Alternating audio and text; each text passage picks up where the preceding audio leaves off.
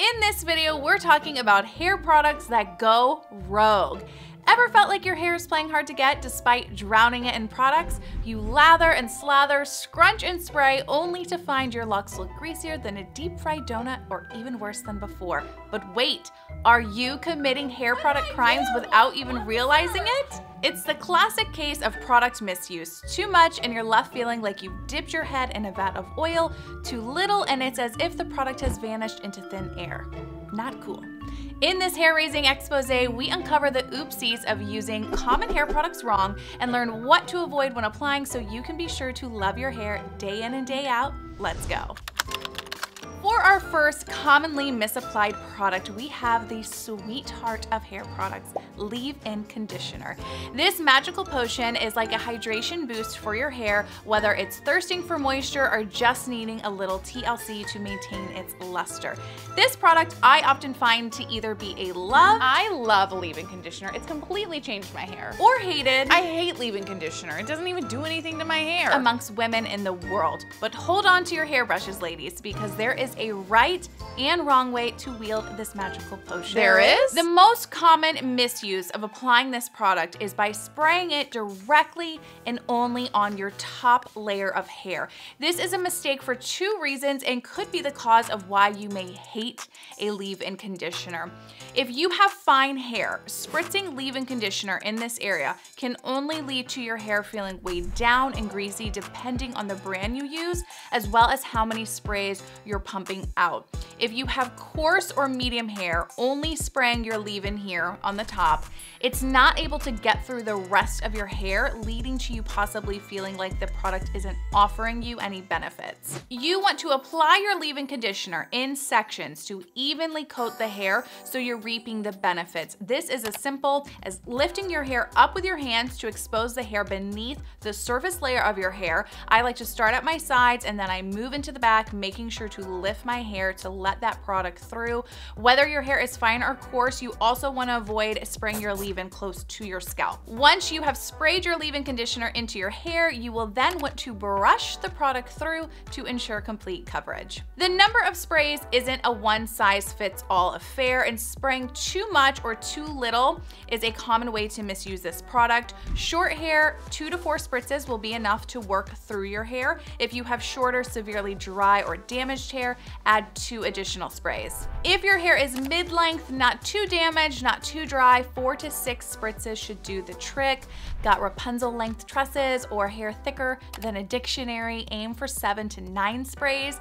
If your hair is dry like a sponge, desperate to soak up any hint of hydration, dial it up 10 to 12, and for those of you blessed with a lion's mane of super frizz, go all out with up to 12 to 14 sprays. If you have coarse hair and you are on the hunt for the holy grail of leave-in conditioners, look no further than Pureology's Color Fanatic. It is a solid 10 out of 10. This stuff isn't just good, it is like a secret weapon against dryness and fighting frizz, leaving your hair feeling like $1,000,000.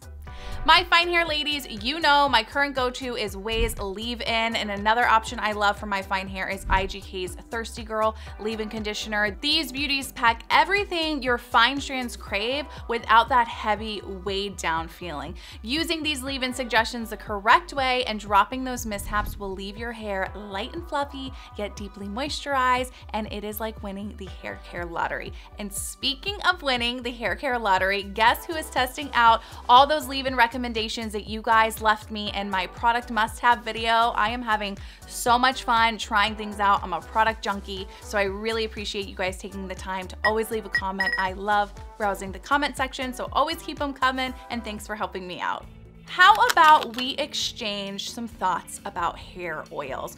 Oils are a great product with great benefits. They can offer similar benefits to a leave-in conditioner, but are going to provide you with a deeper level of nourishment. I want you to imagine the health of your hair as a target with all of your issues spread out. Leave-in conditioner has a very broad reach that helps meet the needs of so many issues. Oils, however, they zone in on more specific things that are going to be closer into that bullseye area, and not every hair type needs to use an oil the same way. Fine hair that is not suffering from dryness or split ends rarely needs oil. It would be like showering your succulents with water that would leave them drowning and wilting away, except in this scenario, oil will make your hair feel super greasy because you are misusing the product. We will get to how you should use oil in a bit if your hair is not dry or split on the ends. On the flip side though, if your hair resembles a tumbleweed, coarse, dry, thirsty for hydration, then oils are your knight in shining armor. Super dry hair with severe split ends, you guys are gonna reap the most benefits from this, and your hair will drink up that oil like it is the nectar of life. Much like leave-in conditioner, oils are not to be applied the same to every hair type. If you have fine hair, you only need basically the smallest amount of oil that comes out of your pump. This would be a quarter-sized drop of whatever a full pump would be. Medium to coarse hair, you can bump the amount up to half a pump. Unlike leave-in conditioners, if you have Rapunzel length hair to dictionary thick with oils, I never recommend using one full pump at a time. Any hair type can use oil on both wet and dry hair, but it really comes down to using the right amount.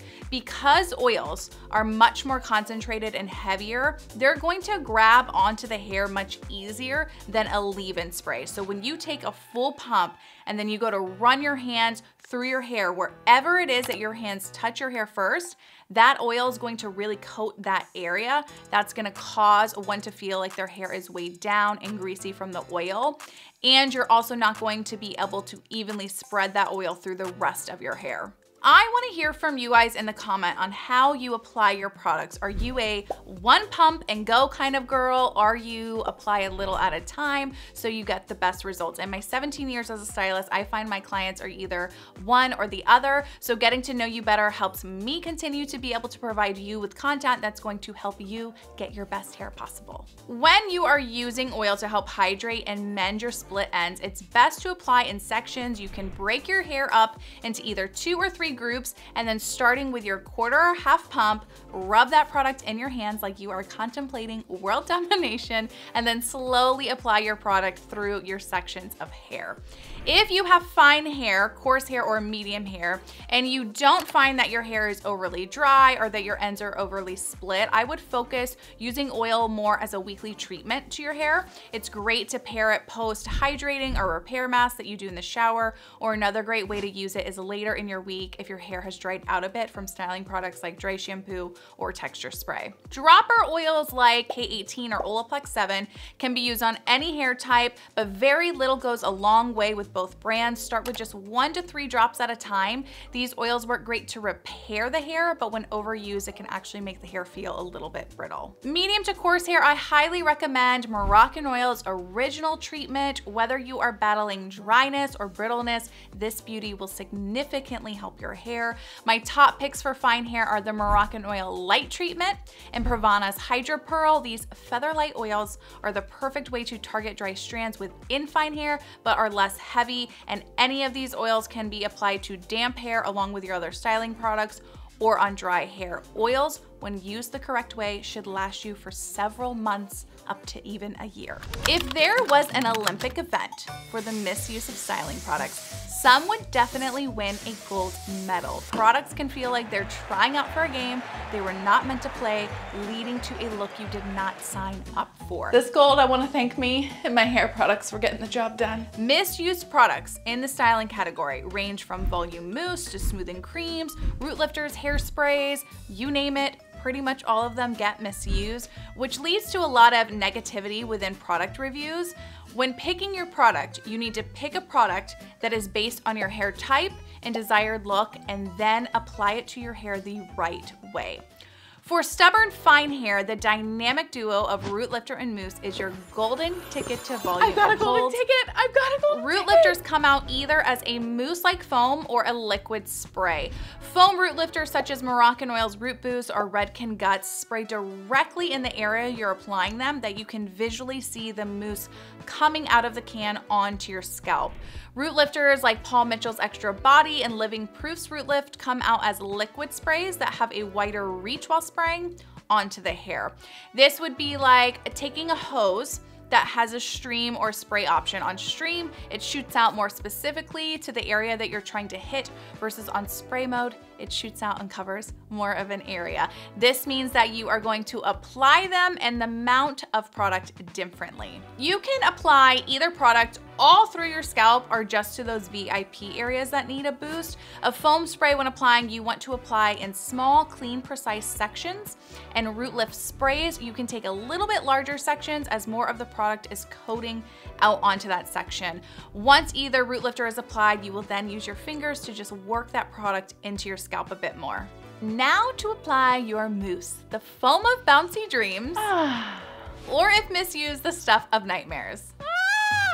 You always want to use golf ball size portions or even smaller than that when applying. Not a tennis ball, not baseball. Much like our leave-in conditioner and oils, your styling products need to be evenly spread through your hair to properly work. This means that we are applying multiple small amounts of your hair product through your hair at a time. You are gonna need 2 to 4 balls of mousse depending on your hair's length, and you will work the product through your hair in sections starting at the midsection and working your way down to your ends. And no cheating with one massive ball. Listen, I don't have time for all of that. I know it seems like the faster option, but that one big ball is not going to spread through your hair evenly, meaning you won't get as good as volume, and your hair is more likely to feel stiff and producty because you are just slapping it all on in just one area. Okay, but I'm ripping you a new one if this doesn't work. Mousse knows it's all about the journey, not just the destination. My favorite root lifter is Moroccan Oil's Root Boost. I like this because I can visually see the product going onto my scalp easier than a spray, and in terms of hold, chef's kiss, it's so good. Paul Mitchell's Root Lifter offers similar lift to Moroccan Oil, but it is a more budget-friendly way to reach new heights. I used to feel that this product had more product feel than I preferred, but it clicked with me that I was winning a gold medal in my misuse of the product by using too much. So now that I have a handle on that, I love it. I do feel though that it has just a little less hold than Moroccan Oil. Either of these root lifters pair well with their matching volume mousse, and I will leave linked below the options in the description and pinned comment. If you like a softer approach on volume, a volume cream is a great substitute from a volume mousse. They plump up the hair, but they add a bit more hydration. For my beauties out there who have medium to coarse hair and you aren't big into volume and you want smoothness and frizz control, a little goes a long way of your smoothing products. Much like the way you now use oil for your hair, your smoothing lotions or serums need to be applied with the same idea in mind. You might need one full pump of your product, but you never want to apply that large of an amount on your hair at a time. Think about applying your beloved hair products like treating yourself to your favorite dessert. If you were to sit down and eat your dessert in just one big bite, you would miss out on the enjoyment of it. If you had just taken your time while eating, you might also be feeling a bit sick from all of that sugar. This is how your hair feels when you rush applying the product. Some hairs get to enjoy all of the benefits, while other hairs miss out or start to feel sick, oily from being exposed to too much product too fast. The rules to applying smoothing lotions, creams, or serums is the same as your oils. Fine hair, a 1/4 pump. Coarse to medium hair, 1/2 pump. Apply to your hair in sections to get even coverage, and if you feel you need more, add more, but never try and just spread one full pump. The cherry on top of this sweet application is that using your products like this will not only give you better results, but they will make your products last longer, leading you to less frequent shopping trips, allowing you to treat yourself to other fun things. I will leave linked below in the description and pinned comment my favorite smoothing product options categorized by hair type as well. Last but not least, when it comes to any of these products mentioned in this video, the must-do final step is the crucial brush through moment to evenly distribute everything and to avoid any product feel in certain areas. This paired with your proper application will leave you with your dream hair post blow dry. If you want to hear and see more ways you can better the life of your hair, be sure to check out this video right here where I share with you the 5 secrets to long-lasting healthy hair. Thanks for watching, and I'll see you on the next one.